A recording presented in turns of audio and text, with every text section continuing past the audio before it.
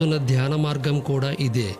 Guided mindfulness ధ్యానం అంటే ఒకరు మనకు నెమ్మదిగా చెబుతుంటారు, మీ శ్వాసను గమనించండి, ఇప్పుడు నీ మనసు ఏం చెబుతుందో వినండి అని చెబుతారు. వాళ్ళు చెప్పిన ఒక్కో మాట వింటూ మన మనస్సు మెల్లగా ప్రశాంతతలోకి జారుకుంటుంది.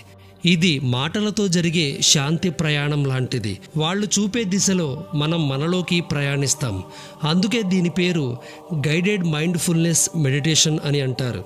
ఇలా ప్రపంచవ్యాప్తంగా అనేక రకాల ధ్యాన పద్ధతులు ఉన్నాయి. Visualisation meditation, money meditation, transcendental meditation, breath awareness meditation, ఇలా ఎన్నో.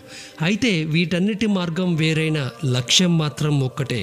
మన మనస్సు ఒకే చోట నిలవాలి, మన బుద్ధి ప్రశాంతంగా ఉండాలి, మనలో ఏదో ఒక మేల్కొల్పు జరగాలి.